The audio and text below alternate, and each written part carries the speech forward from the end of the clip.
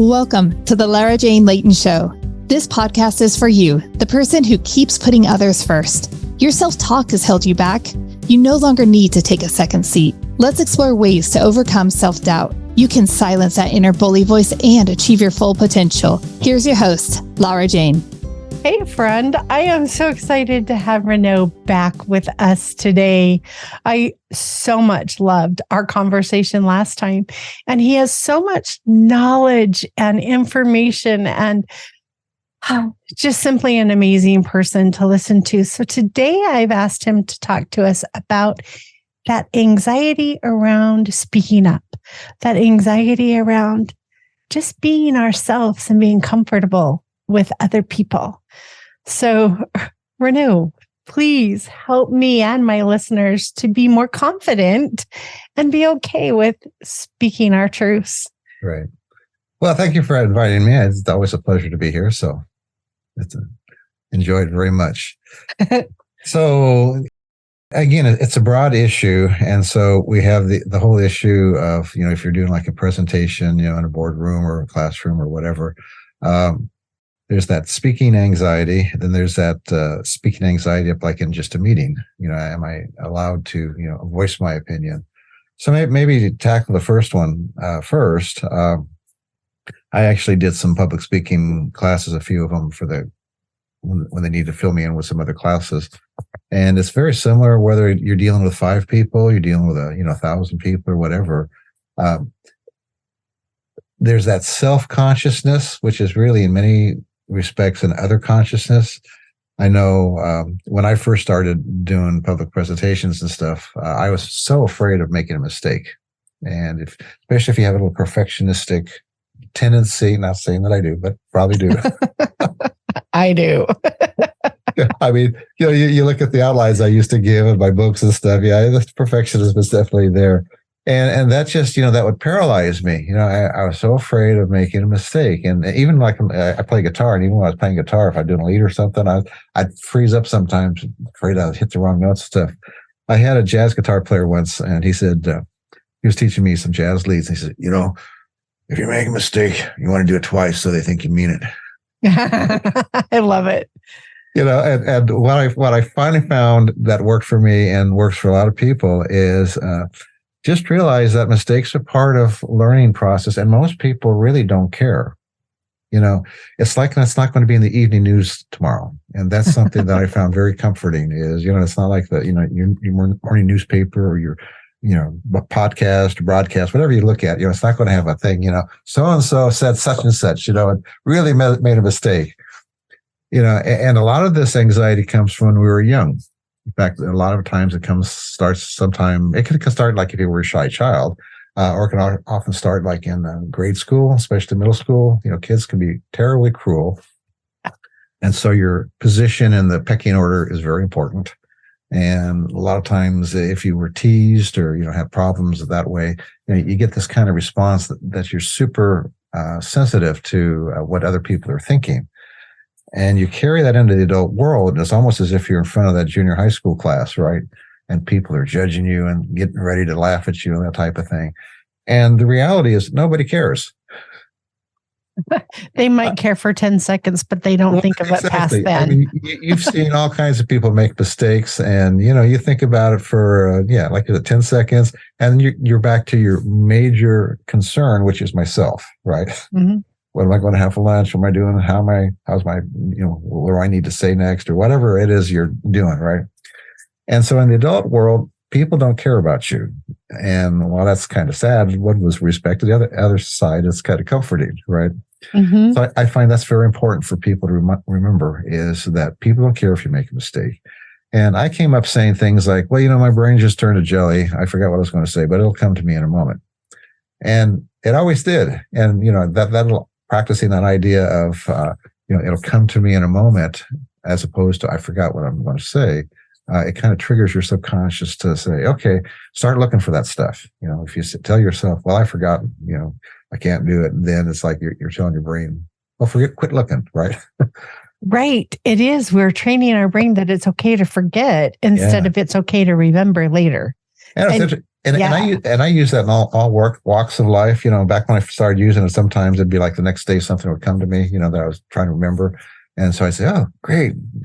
Next time a little quicker, okay? and it's really funny because now within just a few minutes, usually whatever it is I'm trying to think of, it'll come to me. And it's just kind of training. Keep looking for that information. It's there someplace. You had it at one time, but I don't know where it went to, but it'll come back eventually. Like, I know it. It's just hiding for a moment. Yeah. We're playing hide and seek. But back to making mistakes in front of people, I find if you are not uptight about it, other people won't be. Right. And again, think about all your friends and stuff, the mistakes they make and stuff, and you don't think less of them. You don't judge them. It's just, hey, that's just what they did. And so if you can start to cultivate that attitudes towards yourself, it really helps when you're out in front of people. And again, that idea that, I'm just there doing this little whatever it is. And it's not something that they're that focused on because I'm not that important in their life. So here's a question for you, Reneau, because we are speaking to our busy professional. Yeah. And so I'm putting together this presentation that I need to give to the board. And the board are the people that can give me a raise, or approve or deny a raise that I am working, or a promotion that I'm working so hard on. And so when I've got that added, I need to impress them. How do we breathe through and let go of the anxiety of it's okay to impress them with being who you are and not your presentation? Well, and what I need to impress them with is who I actually am, not a false image, right? That's what's going to really come through. And I think, first of all, the key to being successful in any kind of presentation is having something to say. I've seen a lot of people who have great style, and they had, they knew how to do everything, but they didn't really have anything that was interesting to say. So I think focusing more on what it is that you need to say that is going to be important to them. And if you have something that is value to those people, whether it's who I am or what it is I'm trying to sell them or present or whatever, then that's your key right there. Because if you have something that they want to, I can recall a couple of presentations I've seen with the worst. I had this one lady I was listening to every one time, and she had this old Southern drawl.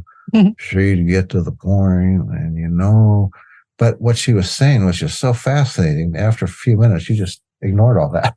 You were so sucked into what she was trying to say, right? So again, if you're trying to promote yourself or a project,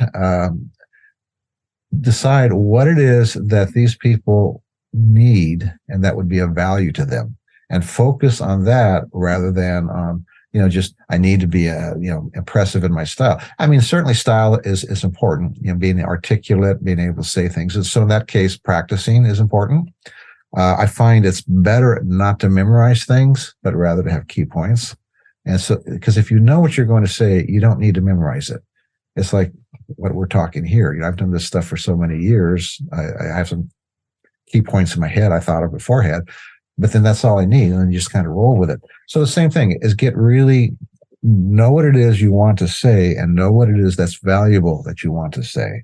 And then focus on that, and the rest will follow. And understand too that, if you have some anxieties, especially if they come from the past, you may need to deal with some of those monsters. Especially if it's something that you've had long-term, like I said, came out of childhood and you've always had trouble with speaking, then maybe take a look at some of those belief systems that you have in terms of, like what we were saying, I'm really not that important to people. We talked just a little bit before we started here about also the high idea of speaking up, like in a small group, like if you're talking with other people and they're brainstorming things and stuff. And sometimes people have difficulty with that. So focusing on the fact that, I have value and I have something of value to say. And some people, it's that whole idea of I don't have the right to speak up, or I'm not important enough to speak up. And if that's what's hindering you, then that's the area that you need to focus on. So it's, different things can hamper different people in this thing. But if you don't have those things, then I think the main thing is to focus on having something, really thinking out in your brain as detailed as you can. What do I have to give people? I know whenever I talk, that's the first thing I think about is what do I have of value to give the person? Whether it's I'm giving myself as value because I want to raise, or it's a project I'm presenting that I'm trying to get people on board with, or, policy issue or whatever. What is it that I can sell so I can get buy-in from people?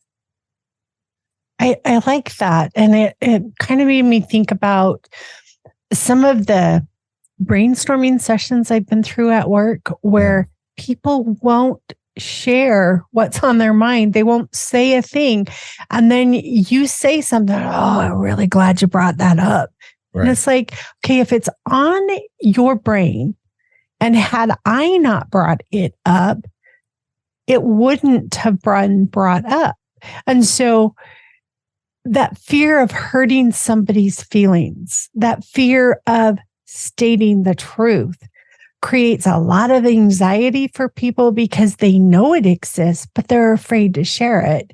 Yeah. So how do we get over that feary part of sharing the bad news and still not caring if they like us back? Some people are afraid that if I share the bad news, you're not going to like me. Yeah, it's a whole need for approval. That's what I call a core response pattern.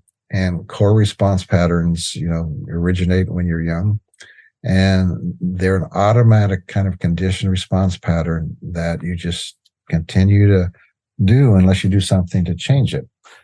Good news is you can change it, right? Yes. Probably if you have difficulty speaking up in a brainstorming session at work, that's not the best place to start.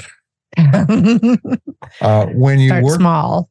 Exactly. When you work with like a phobia, I did a lot of work with anxiety and phobias. And so if I'm working, with somebody with a fear of water or whatever, you don't have them jump in the pool right away. You start with them, understanding, okay, where did this come from? Okay, let's come up with some self-talk to, okay, I'm anxious because of such and such. One I'm thinking of, I think I mentioned it last time, is the gal who had her brothers told her there was piranhas in the pool. And so then you come up and you practice getting next to the pool. You practice relaxation response, breathing techniques, things of that nature, get your feet in the pool. And eventually you work your way into the water until you get comfortable. And you can do that with any kind of phobias. I mean, I took out driving on the freeway and stuff with people. And it was an interesting experience when you work through desensitization with people. But you start with something simple. So if you have difficulty in a boardroom, it's likely, or it's common to also have difficulty in other situations speaking up. So that's something you want to start practicing in a variety of situations with your mate, with friends, at a social organization, a church, or any place you're at. Start just coming up with something to add into the conversation so that becomes something that's comfortable for you to do in those situations. It helps as you start to try to parlay that back into it. Even at work, when you're around the office, if you have ideas, you notice something, start practicing on commenting it, bringing it up. Don't just keep it all into yourself. So that, again, becomes something that you've practiced, you're comfortable with, and you realize that people don't shriek back in horror or, start, laughing at you or, degrading your ideas or whatever. I think one of the things that I was always afraid of was being the complainer. And it had to have come from being a kid. I'm sure that it's something I heard. Quit complaining. Yeah. And so you get to in the office situation and something's not right. And we shut up. Yeah. And we don't say anything because we don't want to be a complainer. And guess what? It doesn't get better because nobody shared that it was a problem. And again, certainly putting what it is that you've observed out in an appropriate way is important. Oh, yeah. You can be kind. You do not, when people say, I'm just being honest. Yeah. Well, you are being honest, but you're not being kind at the same time. One of the things that is very common when there's something wrong is people focus on what's wrong rather than what they would like.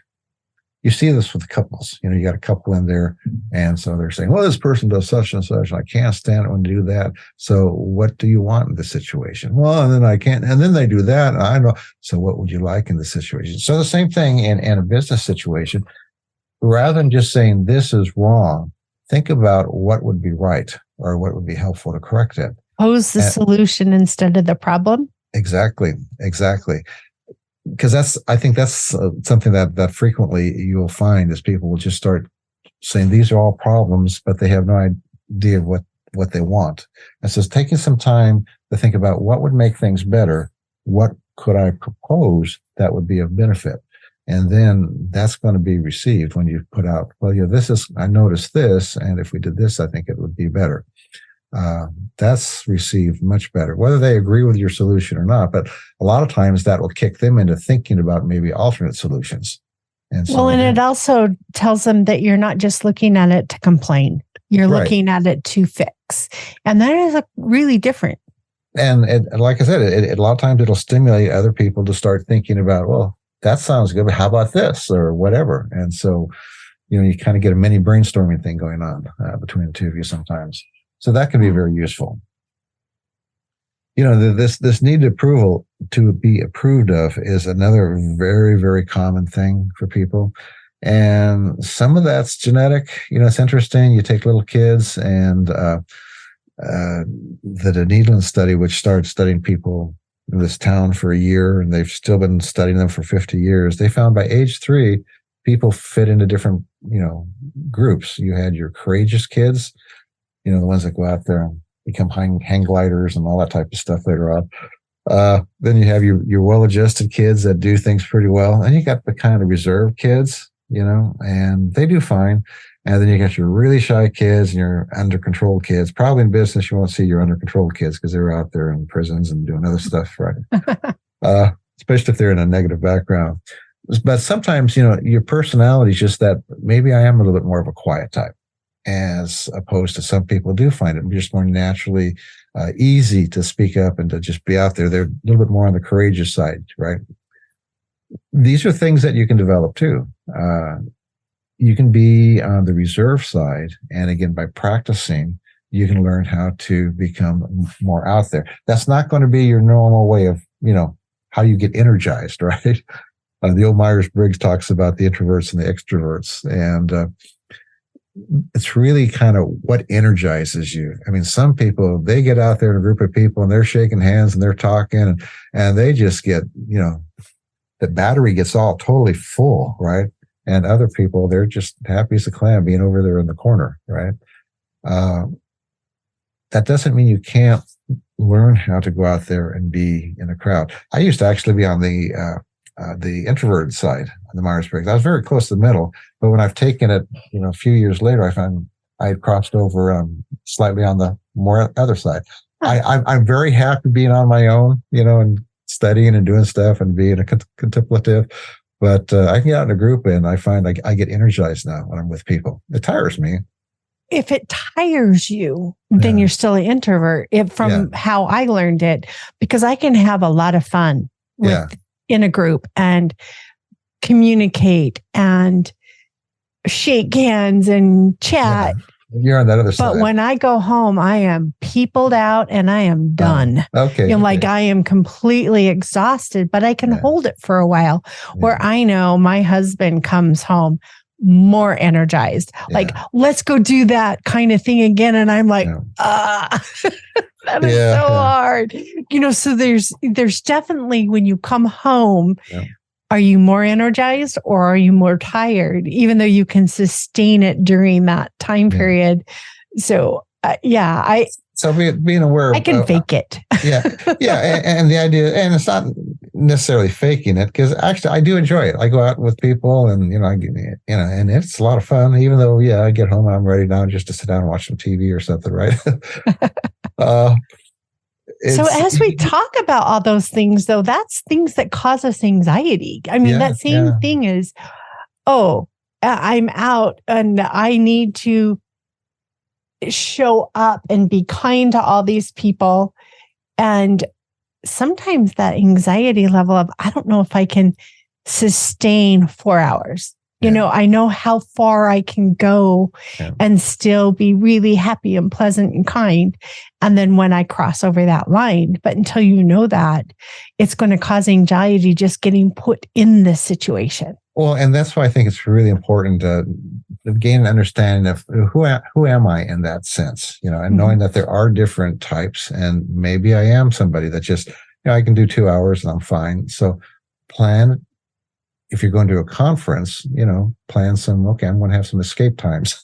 I'm going to get out of the group, but when we do the break or whatever, maybe I'll take one of the breakouts and I'm going to go sit, by the pool or something. And then I'll go back in and I'll re-engage. So finding what is that comfortable level for you so that I can be engaged and be fully there when I'm there. And you do find that extrovert side of you does increase over time as you learn to relax into it and enjoy it. And you're still going to want your quiet times and stuff. And of course, those that are on the extrovert side, they're saying, what is that? I don't need that. I'm just going to keep going and going. Which is fine too, I could be a problem for you. Yeah, no kidding. We need to take a break and we're going to be right back. But when we come back, I really want to start delving into, we've talked about what it is and what triggers it. Now, how can we change our response to it? So we'll be right back. This podcast is sponsored by Lara Jane Coaching. You're ready to silence your inner bully voice. Let Lara Jane support you with coaching. To schedule an introduction call, go to larajanelayton.com. All right, Reneau. This is kind of like really important because knowing we have anxiety is one thing. Knowing that a certain situation stresses us out, but learning how to change that stressed out response is something I still work on. And I know that probably is never going to be all the way perfect. Like nothing ever pushes me over that edge, but I'm okay with that. I'm okay with learning where my boundaries are and pushing them. But if I am right in the middle of a presentation and I just saw, I'm making this up on the fly here. I just saw a misspelling on my PowerPoint and I know that everybody in the room or on the Zoom call just saw it. And now I'm feeling anxious because I missed something. How in that moment of, oh crap, can I breathe through it and reground myself to it's okay? We'll be, what's the next step? See, and that's the situation where I do is I would point it out. I say, oh, look what I did there. I guess I was half asleep when I put this one together, and then I would move on. Because if everybody else notices it and I notice it, then, I make a joke out of it. And I find humor is a good way to get yourself out of that if you can do it. But moving back into the hows, if speaking in front of people, whether it's a small group or large group, is an issue, then you need to find a place where you can practice. Toastmasters was created for the purpose of getting people comfortable doing presentations. And I've known a couple of different people. In fact, one guy that used to be in a practice I was in when I first started, he dreaded presentations and he started going to Toastmasters, and then he started making his living doing presentations. It works. That's awesome. It does. You got everybody there who is just as anxious as you are, and they give you tools, they give you practices, they got their table topics and everything else that they do. And I was just going to say, table topics is the thing that I like the most about it, because it's learning to speak off the cuff, like nothing planned, nothing. I mean, the other's good too, but if I can't come up with a new idea without doing, well, exactly. And, amazing. And having a safe place to practice is where you desensitize, because trying to do that when you're in the boardroom or whatever isn't going to work very well. So again, you have to, I would, if you really have a big problem with it, get involved with a local Toastmasters or some organization that's similar to that. And just start going and put some time in and learn how to desensitize and comfortable with those other people. It could even be at some other, like I said, a social organization or something, where you start to take some kind of an active role and you start to practice. Practice desensitizing works. It's very mechanical. There's nothing magical about it other than it's just getting used to it. You desensitize to all kinds of things in your life. You desensitize to driving. When you first started driving, you were all nervous thinking about everything, and now you don't think about it. The first job you got, you're all nervous when you started, but after a while, it's just a job. Marriage, you get into it and you're all nervous at first, and then pretty soon you just it's just what we do. You get to know that those little mistakes are okay. Yeah. You're okay. It doesn't matter. And I think once you start feeling comfortable being able to allow yourself to not be perfect, the easier it is to be comfortable. Yeah. And sometimes it is high stakes. You may have a very critical manager or somebody you're working with. And it's hard. I think if you decide that, if this works, it works, and if it doesn't, I'm kind of a stoic when it comes to a lot of that stuff in life. When I do things, and if you can develop that attitude, I'm going to do the best I can, and if it doesn't work, well, I'm going to need to regroup. It's kind of like people get caught into this should must thinking. I have to make it work, or I have to advance, or I have to do this or that, as opposed to I really want to, or I would like to. And if I have to, it's like there's this parent that is pushing you, as opposed to, this is something I want to do. And that changing the shoulds and the musts and the have tos to I want, I like, I prefer, those types of thinking in terms of your own head makes a big difference. I know when I worked with people with a panic disorder, as a group, they tend to be very perfectionistic, which is why I liked working with them. It mirrors a lot of my stuff, right? That's over the years, I got to soften a lot of how I do that stuff. But one of the things that's so characteristic of them is, I have to do this. And sometimes it got ridiculous. I got to have, 12 cookies on the cookie sheet, not 11, not, 10, and people can get so should, must in their thinking. And just that whole idea of every time you think I should or must, I have to, I want you to rephrase it as I want to, or I like to, or I prefer, something of that nature.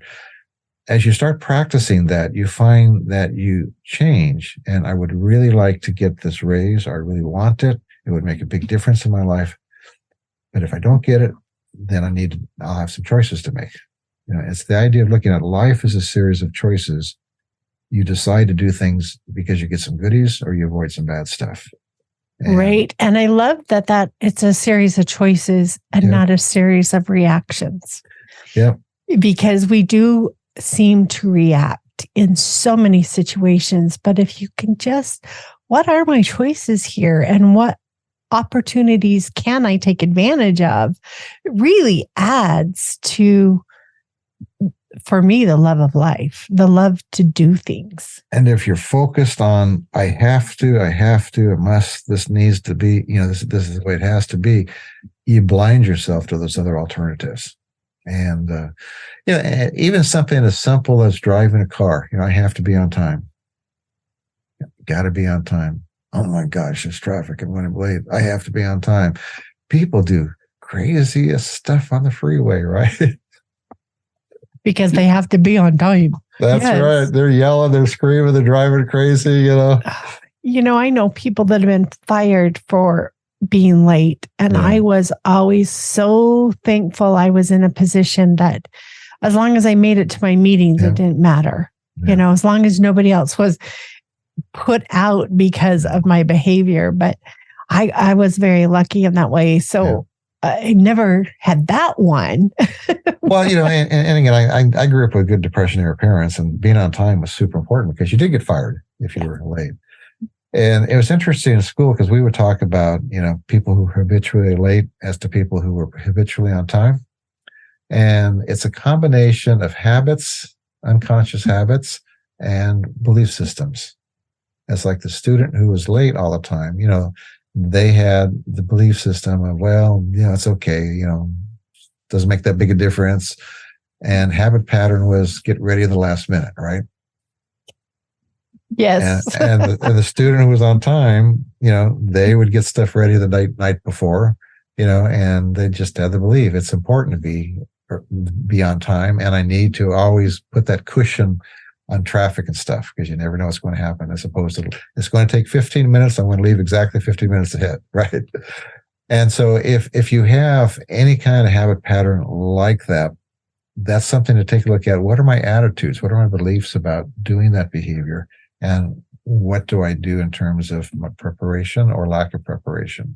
And a lot of times a person, getting back to preparing a presentation, do I take the time to prepare it? Do I take the time to sit down and really maybe outline what would be of value? How should I do it? Or do I just go in and wing it? Then I get all anxious because I'm not prepared, because that's another factor that oftentimes comes into it. When you know your audience, yeah, it's a lot easier to be prepared. When you're not sure who you'll be talking to or what their likes or dislikes, it's a little bit harder to nail it. Yeah. So, sometimes a little bit of research. Well, I was just going to say that means you need research, right? Yeah. It's like when you have a new product, you always want to do some product research before you launch it. You don't just send it out there and know everybody's going to love it because you do. Yeah. I don't think any product team would survive very long if that's the way they rolled things out. So, it's funny. And sometimes you want to work with real people. But my first book, I had these people tell me about all these colors I should use in the cover and stuff, And so I took some mock-ups with different ones, and I gave it to a bunch of people with panic disorder. They hated the ones that the experts came up with. They all chose. They weren't the ones with panic disorder. Yeah. So you gotta, when you do your research, ask the right people. Oh, I love that part because yes. And we're not telling you to not be authentic and to change things, but it's just to be prepared with the right type of response for your audience. Well, to know what the need is, so that you can address the need. Because again, that's the bottom line is, do I have something that's going to be valuable for the people I'm talking to? And if you know it, that's great. Otherwise, talk to some people, or, if it's within a company or an organization or somebody who does a similar business, and kind of find out, what their attitudes and what it is that they feel is important, what they're looking for. And that way you can shape whatever it is you're presenting. I like it. So next time I have a board presentation, I am going to understand the value that I need to present, bullet point the value so that I'm not trying to read to my audience.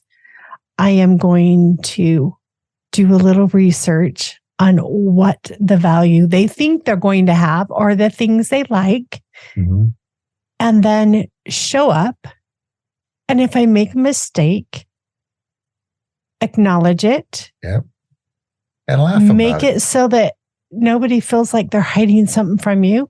Yep. I think the second you do that, laugh at it, they're okay with it. Yep. They're not thinking, oh no, now he's, that lets them off the hook too. Yep.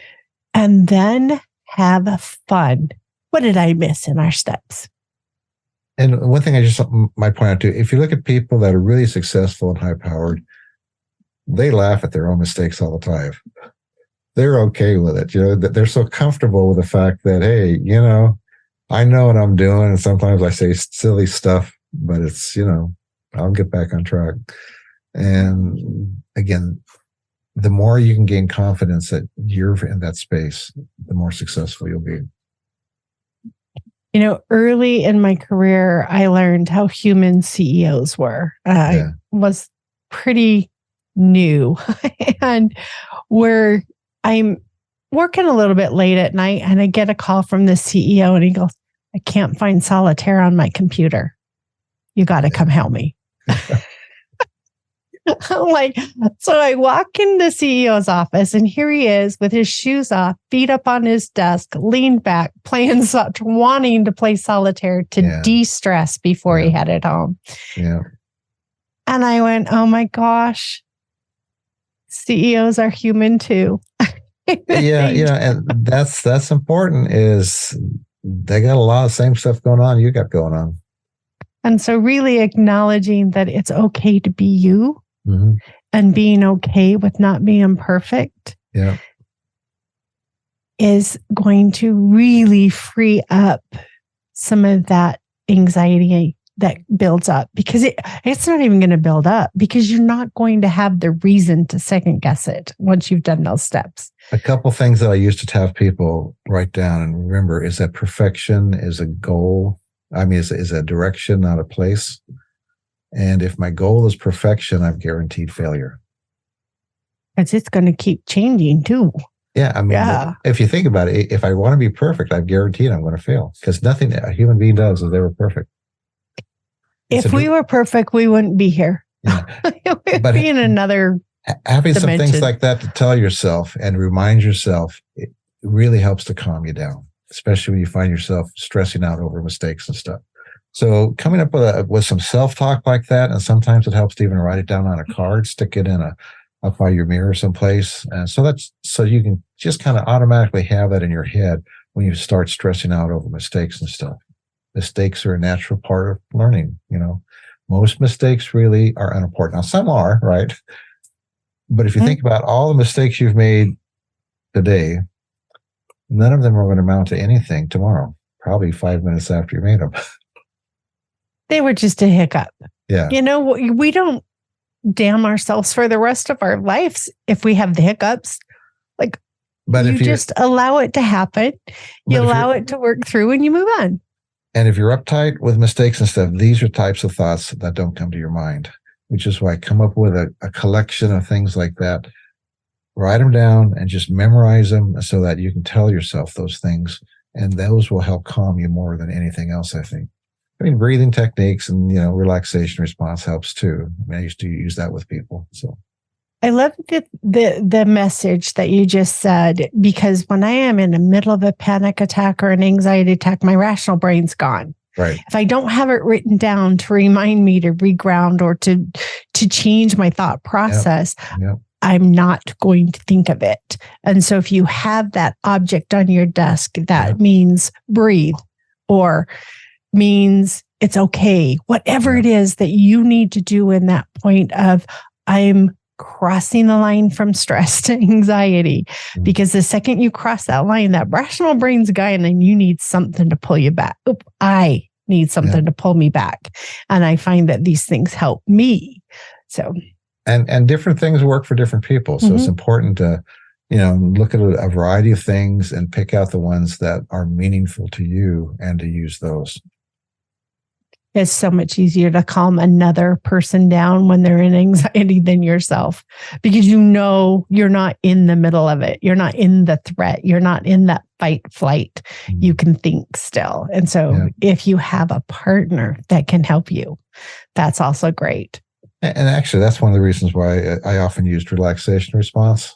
And I would have people just practice relaxing and tie it to a trigger. And that was something they could use when they were out doing a presentation or whatever, and even used it when my wife was we delivered the kids. So it was interesting because the obstetrician says, "Does this stuff work?" I said, "Sure." I would touch your shoulder, which was her anchor point. I said, "Okay, relax," and right after the contraction, right? And so so those types of things work too. So if you like those types of things, develop a relaxation response.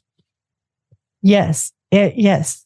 You can do it on your own. You don't have to have someone there with you. And it's like just making that object or that plan, but you do have to plan ahead. Yeah. You do have to create a way to trigger that new response. Another interesting little NLP thing that back when that was all the rage that I did that was fun is they would have you, just find something to do. I touched my shoulder just because it was something that, the time that came to me, and just spend a few minutes thinking about some successes you have. And we did that a number of times, just found an anchor point for successes. And then when you are going to do something that's anxiety producing, you get your anchor point. And I love it. It's interesting how it'll bring a lot of those feelings up because you've anchored those sensations to whatever it is that you're doing. And if you find one that is common to you, that I do this behavior, so now I'm going to anchor it to be a positive thing, then you don't look like I'm touching my shoulder. Yeah. It becomes natural where if I just rub a little bit and people would never think a second thing up. Nobody would even judge you or care. But when you feel confident in that trigger or in that touch point, you will benefit from it. My clients, I used to use just touching the two fingers and thumb together for their relaxation response. Show me again? Just okay. Because that's what you can do. Nobody sees you do it. Yeah, because you can even just... Yeah. And so basically, it's the process is you practice some kind of relaxation technique. I used to give them a tape.